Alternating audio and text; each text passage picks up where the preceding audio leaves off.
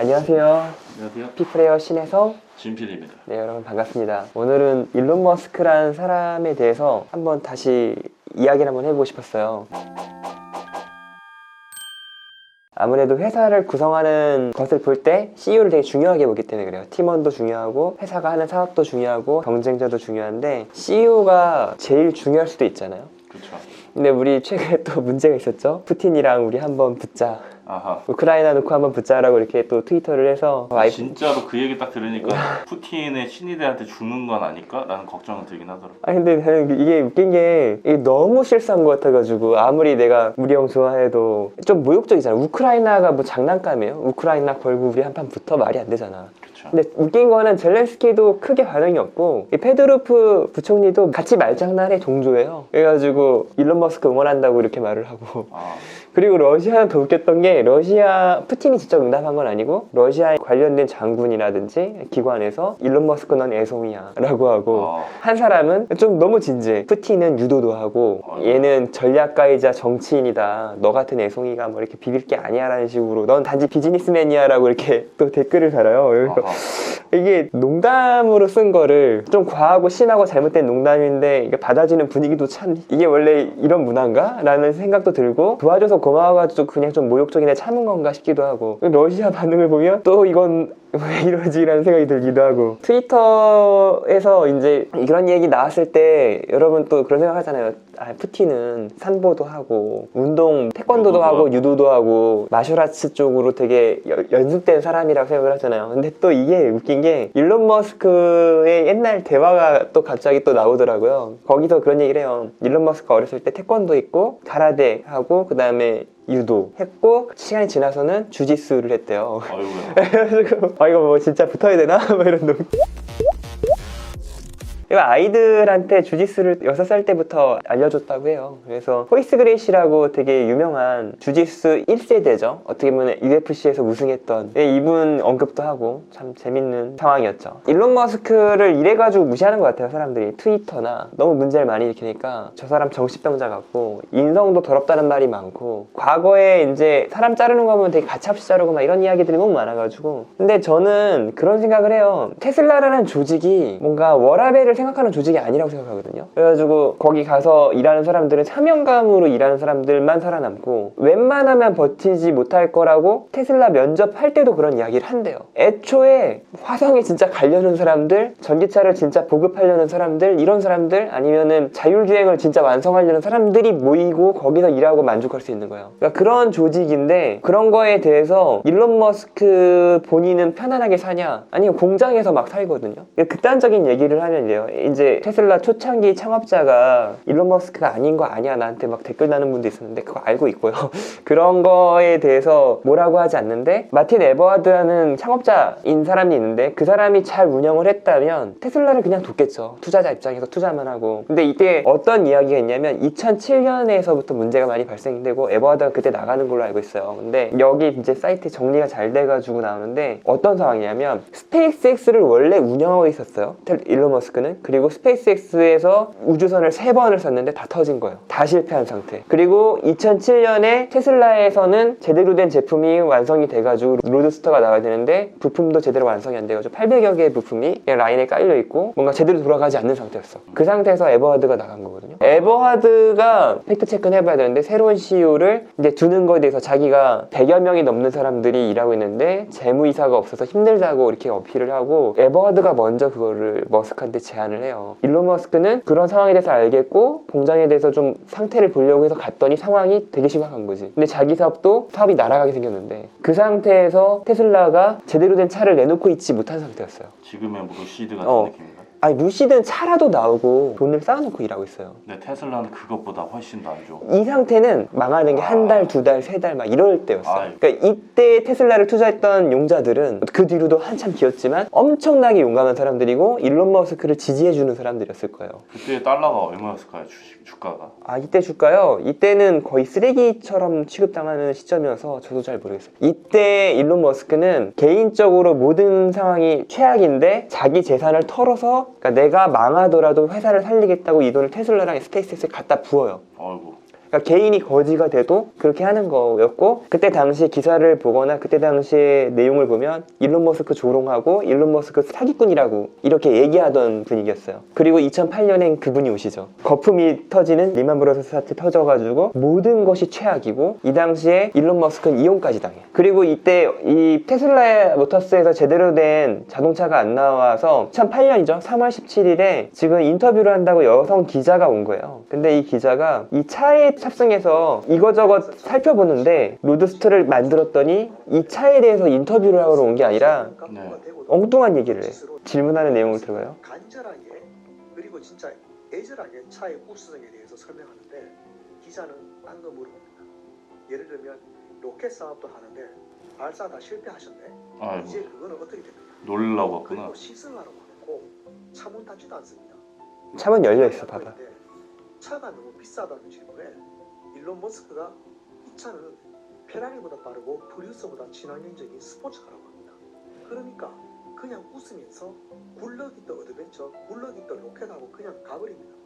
대놓고 비꼬는 거죠. 시승을 했는데 문을 열어놓고서 인터뷰를 했던 장면에 대해서, 이 사이트가 뭐지? 다이캐는 테크인사이트에 있는 그 유튜버 분이 정리해 놓은 게 너무 잘 돼 있어서 그 분을 가져온 거예요. 저렇게 조롱을 당하는 거야. 기자가 와서 로드스터가 나왔어. 그러니까 원래 테슬라의 전략이 이번에 마스터 플랜 3가 나오면서 사람들이 다시 하게 된대. 마스터 플랜 1, 마스터 플랜 2, 마스터 플랜 3라고 해가지고 아주 옛날에 테슬라를 어떻게 키워야 되고 어떻게 성장하겠다는 계획을 옛날에 세웠어요. 그리고 그걸 차근차근 하는데 가장 먼저 럭셔리카를 만들고, 테슬라에서 생각했을 때 전기차는 이 가격이 싸다 이런 거에 대한 어필이 아니라 정말 멋진 차라는 거를 인식시켜서 테슬라 브랜드 이미지를 먼저 만든 다음에, 그 다음에 테슬라의 그거보다 싼 그렇지만 고급스러운 자동차를 만들고, 그 다음에 지금의 모델 3랑 모델 Y 같은 좀 더 범용적인 가격이 좀 합리적인 차를 만드는 게 전략인데, 그게 마스터 플랜 1이랑 2에 이런 얘기가 나와요. 근데 이런 이야기를 나오고 실제로 그걸 달성한 거야. 아주 옛날부터 그 계획을 했고. 그래서 저 차를 성공시켜야만 하는 상황이었는데, 기자가 와서 다 망가져가는 일론 머스크한테 와가지고 차를 시승하면서 타지도 않고 문 열어놓고 인터뷰하면서 엉뚱한 것만 물어보고 그냥 가버렸어. 일론 머스크란 사람을 지금까지 지켜보고서 이렇게 한 12년, 14년 정도 지났죠. 근데 이동안 비웃고 비아냥거리던 사람들은 계속 있었어요. 그런데 지금의 테슬라를 봐요. 가격을 봤을 때 이 회사의 가치가 저때 당시랑 얼마나 다르고, 그리고 사람들이 얼마나 두려워하는지 지금 알만한 사람들은 다 알아요. 전기자동차 시대가 열리는 건 다 알고 있고, 테슬라가 압도적인 힘으로 찍어 누르려는 것도 알고 있고. 근데 2008년에 그러지 않았거든. 근데 나는 CEO도 되게 중요한 회사의 구성 요소인데, 그 사람이 굴복하지 않고 그 일을 계속 꾸준히 하고 처절하게 했다는 거를 누구나 알 수 있는 증거라고 생각하거든요. 실적? 나는 사람들이 거짓말하고 이렇게 막 쇼셀러들도 너무 많은 거짓말을 이렇게 유포하기 때문에, 이쪽은 또 가이던스 이쁘게 포장해가지고 분식회계 같은 것도 하고 그러니까 회사 쪽에서도 거짓말하고 이렇게 하는데, 결국 실적은 거짓말하지 않잖아. 일론 머스크가 말은 좀 빨리 하고 이루는 게 좀 늦을 수 있어도 그걸 계속 이루어왔다는 거고, 지금 마스터 플랜 3까지 됐단 말이에요. 인공지능이나 이런 얘기를 하고 있는데, 과연 테슬라 주식이 고평가냐? 저는 이번에 주식이 내렸을 때 빚을 져가지고 살 정도로 가치를 느꼈잖아요. 그래서 저는 한 750 정도에 다시 주식을 샀어요. 지금 900이지만 905달러 정도 하는데, 여기서 이런 말을 하는 걸 되게 많이 들었어요. 테슬라가 너무 고평가다. 아무리 테슬라도 너무 고평가다. 그리고 너무 고평가라서 더 떨어질 거다. 700에서 690선을 건드렸는데도 불구하고 더 떨어질 거라 믿는 사람들은 약간 잘못 생각하고 있는 걸 수도 있다는 생각이 들어요. 왜냐하면 수많은 탑급의 애널리스트들은 지금 테슬라 목표 주가를 1,500달러, 1,400달러를 보고 있거든요. 거의 탑 티어에 있는 사람들이 그렇게 보고 있고, 그 사람들은 그때 주식을 더 샀어요. 근데 그 상태에서 그 사람들은 바보라서 주식을 그때 샀다고 이렇게 생각을 하는 건지, 고점 대비 44% 빠졌으면 지금 이런 주식을 사는 게 엄청나게 기회라는 생각을 할 텐데, 그런 생각을 아예 안 하고 저 사람들이 잘못 생각하고 있을 거야 라고 생각하는 게 이상하다고 생각해요. 왜냐하면 예전에는 탑 티어에 있는 사람들이 테슬라가 망할 거라고 얘기했었어요. 근데 지금은 수많은 기관에서 탑 티어에 있는 애널리스트들이 대부분 테슬라가 저평가돼 있고 더 올라갈 거라고 믿고 있는 상태이거든요. 이러면 이만큼까지 올라왔으면 사실은 내가 이 사람들보다 수준이 나은지 높은지 좀 생각을 해볼 필요는 있잖아요. 근데 그 사람들이 틀릴 수도 있죠. 근데 그때 고점 대비해서 이때 사도 된다고 했던 사람들이요. 그러니까 1200달러 이럴 때도 사도 된다고 했던 사람들이 꽤 많은데 44%가 빠졌으면 지금 사는 게 왜 나쁜지 모르겠어요. 저는 딱 701달러에 눈이 돌아가서 샀거든요. 그런데 이제 사람들이 이걸 판다라고 했던 그 근거를 들어봤을 때 전쟁이 터져서 그쵸. 테슬라가 잘못한 건 없거든요. 테슬라는 오히려 더 잘하고 있어요. 그리고 이거 꼭 보여주고 싶었어요. 피터 놀리스라는 사람이 무능력하다는 것도 아니고 저 루시드를 싫어하는 것도 아니고 루시드가 잘하고 어떤 자리를 잡으면 장기 투자를 해도 되는 회사라고 저는 진짜로 믿어요. 하지만 양산을 증명하지 못하면 되게 위험하기 때문에 저는 투자를 하지 않는다고 했죠. 근데 피터 놀리스 인터뷰를 보면 인터뷰 대상자가 하는 말이 되게 테슬라를 까는 듯한 느낌을 받아가지고 질문하는 사람이 뭘 물어보는지 보세요. 그냥 당신 우주로 가고 싶어요? 나는 차 만드는 사람이라고 하죠. 나는 어떤 그런 열망이 없다고 해요. 자기 자리를 아는 사람이라고 얘기하고 어떻게 보면 겸손하고 정상적인 대답이죠. LA의 깊은 터널을 파고 싶나요? 지금 LA 보링 컴퍼니 지금 얘기하는 거잖아요. 왜 얘기해? SNL에 나오려고 해요? 그러니까 이 사람은 그런 거예요. CEO란 자고로 어떤 일 하나만 잘해야 된다고 생각을 하는 것 같아요. 그래가지고 일론 머스크가 그렇지 못한 사람이라는 거에 대한 부정적인 감정이 있어서 이런 PD나 인터뷰가 하는 사람이 내용을 정리해서 이렇게 물어봤을 수 있는데, 아니 나는 되게 웃긴 게 이거 하나가 핸디캡인데, 왜냐면 루시드는 이거 하나가 없잖아요. 근데 테슬라는 이거 하나가 다 완성된 사업이에요. 스타링크를 만들어서 충전소에 서비스를 무료로 사용할 수 있게 해준대요. 그거는 장점이잖아요. 그리고 스페이스X 스타링크는 이미 수익성이 어느 정도 보장된 사업이 같아요. 제가 보기에는 지구 전쟁에서도 엄청난 영향을 주고 있죠. 그럼 이거는 이런 질문을 했을 때 일론 머스크에겐 장점인 거고 피터 놀리스가 하는 사업엔 단점인 거예요. 아니면 파트너를 찾아야 돼. 그리고 두 번째 질문은 보링 컴퍼니를 뚫었어요. 그럼 테슬라의 자율주행은 그 터널을 자유롭게 갈 수 있어요. 지금 현재 상태에서. 그래서 택시처럼 동작하는 차들을 도로에서 안 다닌다고 하더라도 보링 컴퍼니에서 운영할 수 있는 거고 가능성이 되게 많이 열리는데 그걸 이미 성공적으로 뚫어가지고 추가 기획을 따냈단 말이에요. 그럼 이것도 스타링크랑 마찬가지로 일론 머스크에게 장점인 거예요. 피터 놀리스에게는 파트너가 되거나 아니면 일론 머스크가 협의해가지고 그 터널을 사용할 수 있어야 되는 어떤 방법들을 찾아나가야 되는 거죠. 그리고 SNL에 나온다. 야, 여기부터는 인정. 저는 이제 SNL 트위터는 방어를 못 해주겠어요.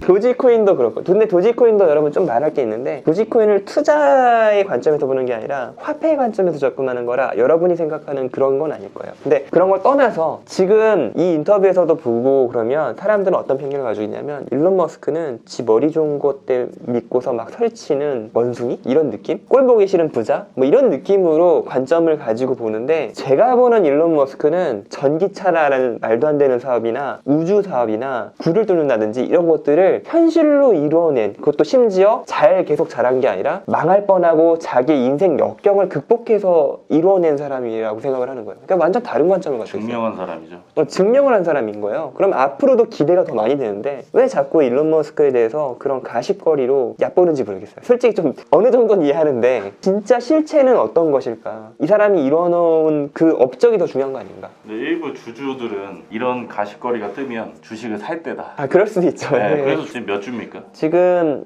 130주를 가지고 있고요. 와. 131주를 가지고 있어요. 130. 그리고 와이프도 10주를 사려고 했는데 10주 못 사고 9주를 샀어요. 좀 비싸게 사서. 140주 총. 아니죠. 150주. 총 150주. 네, 와. 그러니까 100주에서 150주가 됐어요. 이번에 폭락했을 때 저희는 50주가 늘었습니다. 네, 여러분도 여러분 나름대로 생각을 하시고 기회인지 아닌지는 저는 진짜 힘들게 살 것 같아요, 한동안. 근데 저는 엄청난 기회라고 느꼈기 때문에 행동을 안 하면 부자가 될 수 없다고 생각해요. 그래서 뭐 알고 있으면 뭐예요? 아무것도 아니죠. 용기를 내야 된다고 생각하고, 그래서 저는 좀 과감한 투자를 했는데 여러분들도 한번 생각해 보세요. 과연 기회인지 아닌지. 지금도 늦은 건 아니죠, 사실. 지금도 늦은 거 아닌 거라 생각해요. 네. 네. 돈이 없어요, 저는. 3주밖에 못 썼습니다. 저도 대출했습니다. 추가 대출. 그러니까 뭐 오너 리스크 때문에 사실 뭐 테슬라가 망하니 만해 이거는 사실 말이 안 되는 거고. 오너는 리스크가 없어요. 제가 보기에는 실력이 이렇게 있는 사람을 가십거리는 마이너스 한 1점이면 이 사람의 실력은 100점인 거예요. 제가 보기엔. 누가 이런 CEO를 고용을 하겠어요. 주주가 되면 고용할 수 있는 거예요. 그리고 심지어 어떤 분들은 테슬라 주식을 팔 시기를 머스크가 테슬라에서 물러났을 때 라고 할 정도로 엄청나게 신뢰를 말도 안 하기 되는 때문에. 거예요. 우리 스티브 잡스 떠난 다음에 애플이 어떻게 됐죠? 잠깐 폭락했죠. 지금은 사상 최고가를 지금 갱신하고 있죠, 계속. 그렇죠.